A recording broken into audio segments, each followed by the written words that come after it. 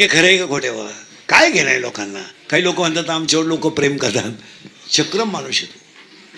लोक बापाला उचलून आपटे त्यानं तुझ्या करायला प्रेम करतात. लोकांना काय घेणं आहे कोणाचं? खरं आहे का खरं आहे? आता हे मी आहे, समजा मी येलो माझी बायको रडणार म्हणजे खरं थोडंच रडणार आहे. तिला जेवढे नाटकं करता येते तेवढे करील.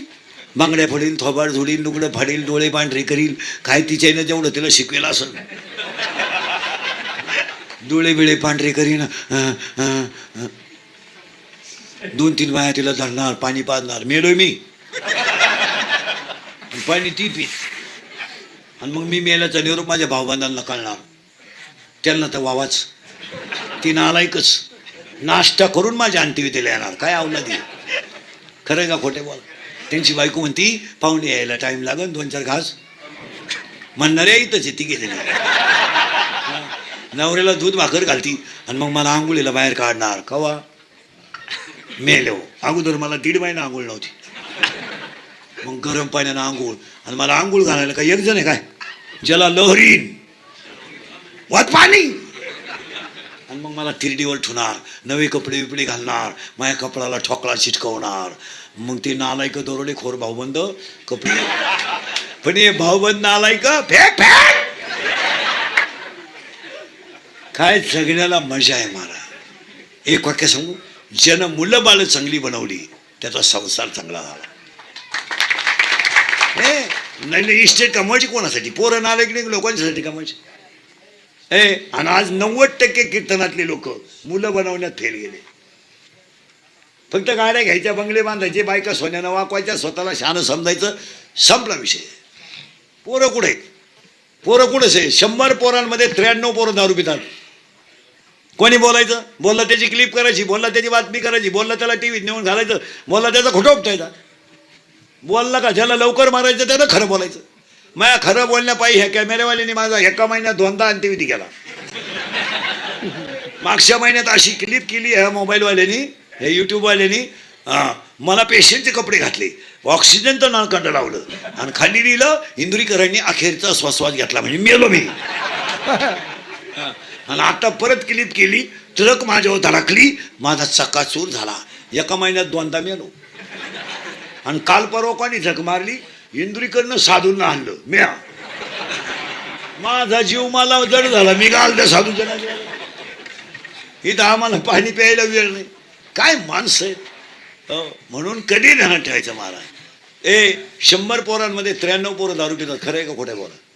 बोलायचं कोणी? मी बोललो तर एक जण मला म्हणा तुझ्या बापाचं काय गेलं? माझ्या बापाचं काय गेलं म्हणजे पिढ्या संपवा. एवढी कबरी मांडीत हसण्यावारी नेऊ नका. बापानं खाना दिलाय मुलाला. काय बोलायचं कोणी? बोलला म्हणजे त्याचा राग येतोय लोकांना. खरं आहे का खोटं? बोला. जो बाप कधी आयुष्यात रडला नाही तो पोरगी पळून गेल्यावर रडला ना. काय चुका केल्या बापानी? आम्ही बोललो का इंदुरीकर बोलतो, महिलांना बोलतो, पोरींना बोलतो, मग त्याचं स्टेटस ठेवायचं, त्याचं इंस्टाग्रामला ठेवायचं, त्याला फेसबुक लाईव्ह करायचं, त्यांच्या बातम्या करायच्या आणि त्यांना समोर टाकायचं. गोष्ट खरी का खोटी? आयुष्यामध्ये जो बाप कधी रडला नाही तो बाप जर पोरगी पळून गेल्यावर रडलं तर त्याने काय कमावलं आयुष्यात? कमावलं काय? आज बाप पोलिसाला विचारतोय माझी मुलगी सापडून द्या. काय कमावलं तुम्ही?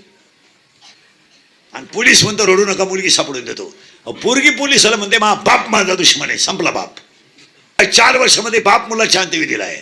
खरं का खोटं? बोला. आज बाप जिवंत आहे, मुलगा मेला. काय कमावायचं? कशासाठी? का तुम्ही पाणी घालून दूध ऐकिता कशासाठी लबाडा करता रे? कशासाठी करणार? अरे मी ती लवकर यावं म्हणून त्याच्यावर दिवशी भावता. आणि मी ती सप्त्याच्या पंक्तीला देतात. आणि माळकरी बावला तर लिंबू पिळून मी ती खातात. कोणी सांगितलं तुम्हाला? करता कोणासाठी? वस्तू खरे का खोटे? बोला. आज ज्या बापानं बनियान माळालं तर पलटी करून घातले, ज्यानं बायकोच्या गळ्यातले दागिने मोडले, त्या बापानं जर मुलाच्या अंत्यविधीला जायचं तर त्यालाही स्वप्न आहेत का नाही? आज पाण्याची बाटली विकत न घेणारी माणसं आहेत आपण. पावशेर बटाटे घ्यायला 3 ठिकाणी जातोय आपण. चप्पल तुटली तर खेळा ठोकतोय, बनियान माळालं तर पट्टी करून घालतोय. आणि आपण आपल्या पोराला खाना द्यायचा आहे काय? नाही. आज अक्षरशः पहिलं आई मुलाच्या अंत्यविधीला आहे. काय कमवलं तुम्ही? काय कमवलं आयुष्यात? आई जर मुलाच्या अंत्यविधीला गेले तर काय आईची चूक आहे मला सांगा ना. काही 3 रंगाचं लुगडं दिसली काय तिची चूक झाली? स्वतःच्या गळ्यातले दागिने मोडून तिला मुलगा मोठं केला ही काही चूक झाली? डोक्याला तेल नाही तर तिला पाणी डोक्याला लावलंय काय चूक झाली? घर गळायला लागलं तर तिला घरातले भांडे घरात ठेवले आणि मांडीवर मुलगा घेऊन की रात काढली. काय चूक झाली? मुलाची फी भरायची तर कानार शब्द केला आणि कानातलं काढून तिनं हातात नवऱ्याच्या मोडायला दिलं. ते नवऱ्याच्या डोळ्यातल्या पाण्याच्या धारा त्या दागिन्यावर पडल्या आणि तो नवरा बायकोला म्हणला, अगं मोडू नको ग, माझ्याच्यानं तुला परत दागिने नाही होणार, मी शेळा बेकर विकून केले. ती म्हणली, माझी पोरग खरं सोनं जर चांगलं होत असेल तर मला ह्या सोन्याचं काय करायचं? हा ज्या 4 वर्षामध्ये जर एखादा माणूस तरुणपणात मेला आणि त्याचं प्रेत जर आंघोळीला बाहेर काढलं, त्या प्रेताजवळ लहानाली पोरं उड्या हाणतात. काय कमवलं तुम्ही आयुष्यात? काय? आज 3रीची पोरग बापाच्या दाव्याला आहे. स्तनातली दूध पिणारी पोरं बापाच्या दाव्याला आहे. महिला मंडळ, बहीण मलाही बहीण, तुम्हालाही भाऊ मलाही बहीण, तुम्हाला मुलगा मलाही मुलगा, तुम्हालाही मुलगी मलाही मुलगी, तुम्हालाही मी तुमच्या भावासारखा आहे. आपली बाजू कच्ची झाल्यावर आपलं कोणीच नाही आहे. आपली बाजू चांगली आहे तोपर्यंत खर्च घे. जोपर्यंत सावकारकी चांगली होती तोपर्यंत तुकोबाराया लोक मानत होती. स्वतःची बायको गेली, स्वतःचा मुलगा गेला, स्वतःचा भाऊ घरातून निघून गेला, स्वतःची भाऊजही गेली, पाणी प्यायला घरात राहिलं नाही. त्याच लोकांनी तुकोबारायाला येडं म्हणायला सुरुवात केली. तुम्ही काय घेऊन बसले? जोपर्यंत जे दान केले तोपर्यंत तुकोबारायाच्या मागे लोक होते. शेवटी खळखळा डोळ्यातून पाणी आलं आणि अभंग तोंडातून बाहेर पडला, कोपला पाटील गावचे हे लोक. बस आता माझी इच्छा राहिली नाही. आणि जेव्हा सगळं झालं तेव्हा डोळ्यात पाणी आलं, अनुभव आला, अरे जन हे सुखाचे दिल्या घेतल्याचे. मग शेवटी 42व्या वर्षी तुकोबाराया देवाला डायरेक्ट म्हणले, देवा माझ्या संसाराची राग झाली, मी कधी रडलो नाही, पण आज माझ्या डोळ्यात पाणी आलं देवा. कारण सांगू देवा, तू खडकावर बसून, मी खडकावर बसून राहिलो आणि तू माझा गाथा पाण्यात सांभाळला देवा, मला रडायला आलं. आणि मग अभंग बाहेर पडला, श्री अनंता मधुसूदना पद्मनाभा नारायणा. आणि शेवटी डोळ्यातून अश्रू खाली आले आणि आता एकच शब्द राहिला, आता दिसू नये जना ऐसे करी नारायणा. बस आता मला राहायचं नाही, या जगाला मी पुन्हा दिसू नये. काय घेऊन बसले महाराज? निळोबाराया देवपूजा करीत होते महिला मंडळात. निळोबारायाची बायको महिना होती, फार सुंदर पवित्र पतिव्रता होती. निळोबाराया कारकुनकी करीत होते आणि कारकुनकी करीत असताना, देवपूजा करीत असताना गावात कारकून आला आणि त्यानं ते दप्तर तपासायला त्याला बोलवलं निळोबारायांना. तर निळोबारायाची बायको म्हटली, ती पूजा करतात, पूजा झाल्यावर येतील. त्या अधिकाऱ्याला अपमान वाटला, त्याने बोलू घेतलं, जरा बोलला तो निळोबारायांना. दुसऱ्या दिवशी निळोबाराया, म्हणजे त्या दिवशी निळोबाराया दप्तर घेऊन चावडीवर आले आणि तो वह्या चेक झाल्या, सगळ्या क्लिअर निघाल्या, विषय भेटला. त्यांनी त्या वह्या घेतल्या आणि घरी आले, त्या माणसाकडे देऊन टाकल्या आणि दुसरं कागद आणि पेन घेतला, कागद घेतला आणि पेन घेतला आणि रामलिंगावर, शिरूर तालुक्यात रामलिंग मंदिर आहे, रामलिंगमध्ये त्या रामलिंगाच्या पिंडीवर ठेवून दिला. जर तुझ्या भजनाला अडथळा येत असेल तर आजपासून माझी नोकरी संपली आहे. सोडली नोकरी, पेन सोडून दिला. भजनात जर अडथळा येतोय तर मग पूजेला जर अडथळा येतोय. शेवटी कालांतराने गाव सोडलं, पाडण्याला राहायला आले. पाडण्याला काही काळ राहिले. कालांतराने लोकांनी घर बांधून दिलं, मुलगी लग्नाला आली, पांडुरंगाने अख्खं लग्न करून दिलं आणि शेवटी पांडुरंगाने निळोबारायाला पिंपळनेरला यायला राहिलं. महिला मंडळ बहिणाबाई कीर्तनाला जात होत्या. बहिणाबाई म्हणजे कवयित्री बहिणा नाही, संत बहिणाबाई. तर बहिणाबाई कीर्तनाला जायच्या. तर बहिणाबाईचा जन्म वैजापूर तालुक्यात, शिरूर तालुक्यात झाला. शिरूर तालुक्यात शिरूर बंगल्याजवळ झाला. बहिणाबाईच्या नवऱ्याचं नाव आहे रत्नाकर पंडित आणि रत्नाकर पंडिताचं बहिणाबाईच्या वयाचं अंतर आहे 30 वर्ष. नवरा 30 वर्षाने मोठा होता. बहिणाबाईंच्या आईबापांना गावात त्रास व्हायला लागला, म्हणून बहिणाबाईने नवरा आणि आईबाप दोघं जण घेऊन पंढरपूरला गेले. पंढरपूरला गेल्यावर एका जाणत्या माणसाने त्यांना एक गाय भेट दिली. त्या गायी घेऊन बहिणाबाई पंढरपूरमध्ये राहिल्या.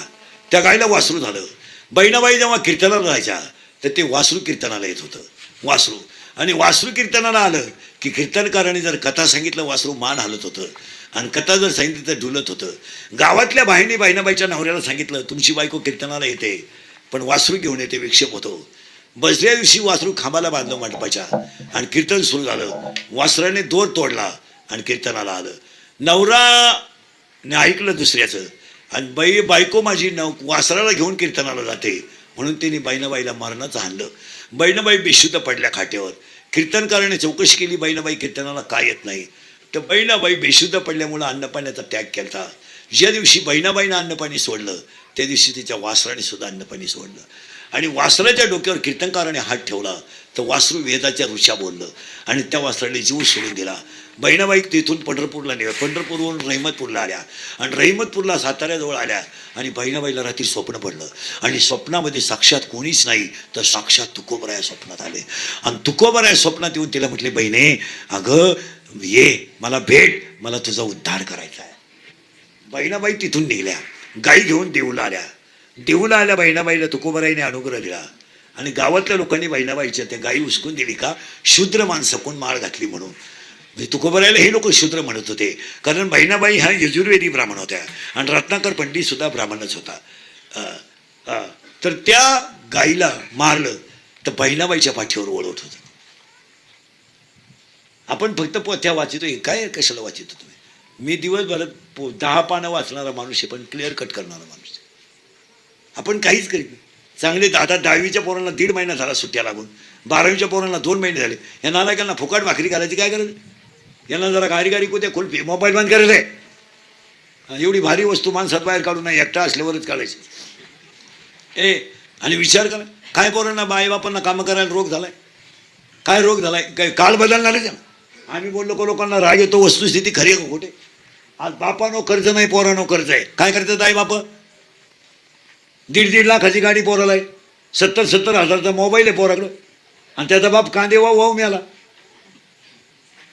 कर्ज करायचं बापानं, मजा आणायच्या पोरानं.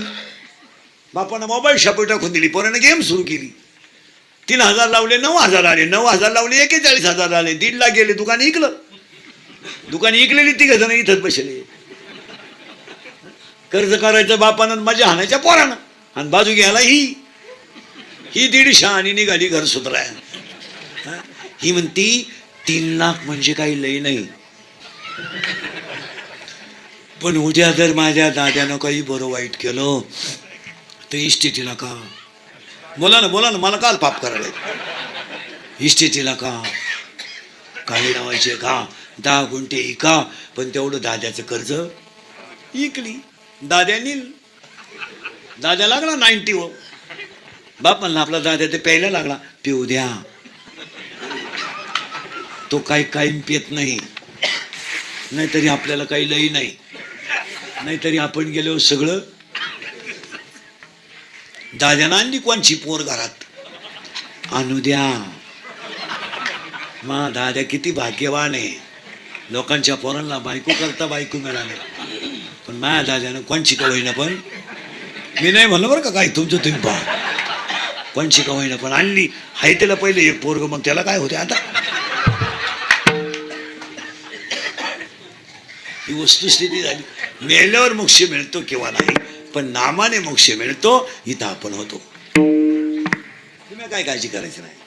स्वर्ग नाही, नरक नाही, हे सगळं कशानं होतं तर भजनानं होतं. आणि भजन करीत राहिलं का सगळं होतं. कुणाचं भजन?